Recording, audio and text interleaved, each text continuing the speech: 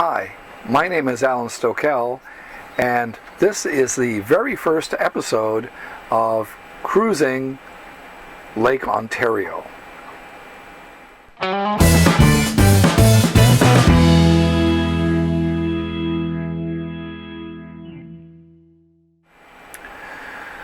Now, we started out cruising Lake Ontario from Toronto. And to get across the lake, the very first place you go to is Wilson, New York, which is just southeast of Toronto. Now, the crossing took us about 5 hours plus, or it's about 55 kilometers. And by the way, when we refer to times, we're referring to going 10 kilometers an hour and taking the most direct route. Now, so if you're the kind of sailor who likes to tack and jibe and have the sails up all the time, it could very well take you quite a bit longer to get to all the destinations. Now, Wilson itself is a very pretty little harbor, and it is about 1.5 kilometers from the actual town of Wilson. So you will have to walk there. It's worth the walk. There's a supermarket that sells beer, and we'll just talk about that just so Canadians especially understand how the New York liquor laws work. In New York, food stores can sell beer, and to be honest, they have a pretty darn good selection at a reasonable price. They do a very good job. If you want wine or liquor, then you're going to have to go to a liquor store, which is also privately owned. Now, the town itself was a bit run down, rather old town. It was very important in the past, but now it's just sort of a sleepy little town. Mind you, back at the harbor, there are some really nice restaurants, and so there's lots of things to do and see in Wilson Harbor. Now, I will tell you one thing, and that is that before you check into your marina, make sure that you check in with U.S. Border Security. U.S. Border Security at Wilson, New York, have a video phone. And the video phone will allow you to talk to an agent. Make sure you have the passport of everybody on board, your registration number of your boat, and perhaps your itinerary for sailing in the United States. It's always a very, very good idea to check in first. In this particular case, it's absolutely imperative to check in first, because if you decide to walk to the video phone, you will find it's about a 5-kilometer walk. So just go past Boy 13, go to the state park. There's a video phone there, check in, and then go to your marina.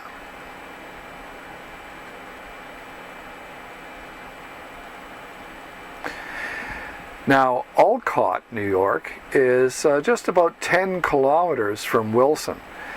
We stayed at the Newfane Municipal Marina because although Olcott used to be very important as an amusement park town, so important in fact that there was a tram line running directly from Buffalo, New York. But now it's just a village, and it's considered to be part of Newfane. If you want to get into the village, you need to go through the marina grounds, through a vacant lot to get you to the road, then over the bridge, and then you'll be in Olcott. There are no food stores in Olcott, so if you want beer, you're going to have to buy it by the glass. The great joy about Olcott is a restored children's amusement park. We had a really great time in the amusement park. As a matter of fact, they let us go on the merry-go-round.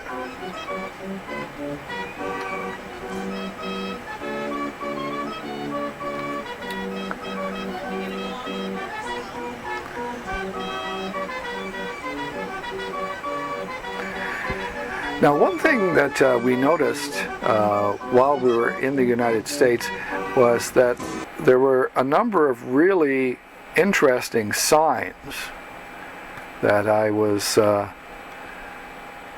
unprepared for. So what I did was I made a video of these signs.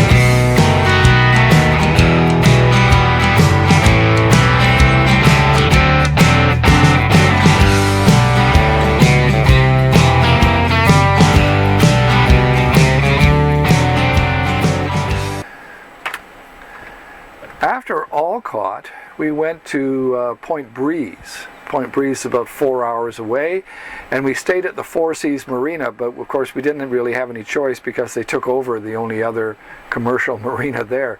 It's pretty basic. People were really friendly. It's mostly a fishing marina, but they did accommodate us as sailors.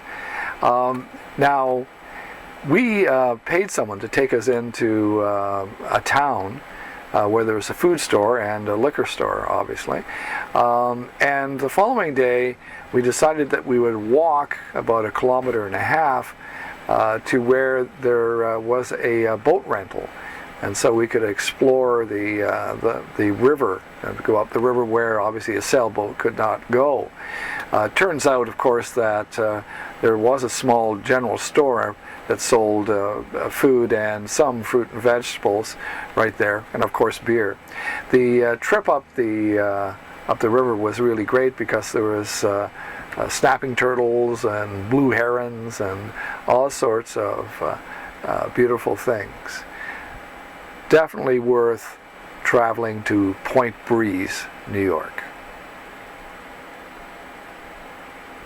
Now, many people ask me what I use for resources, and I've got to tell you that I use one of the Ports books. These are the best.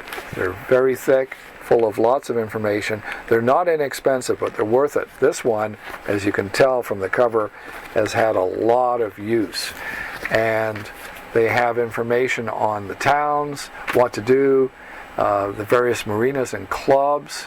Now, mine is really old, so some of the phone numbers were not accurate.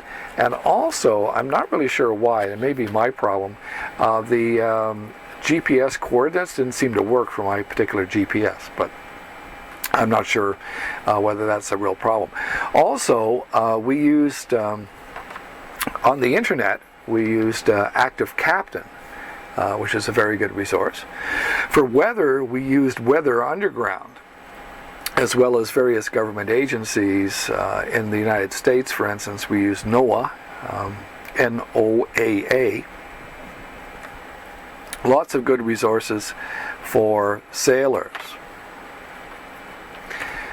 Well, so far, we've managed to cross Lake Ontario, stay at a really pretty area called Wilson Harbor, then sailed east to the town with the amusing past called Alcott, and then to one with a great name called Point Breeze. So here's what I would like you to do. Please like us and subscribe to this channel. And then join us next time when we explore the towns and villages on the New York side. My name is Alan Stokel, and thank you for watching.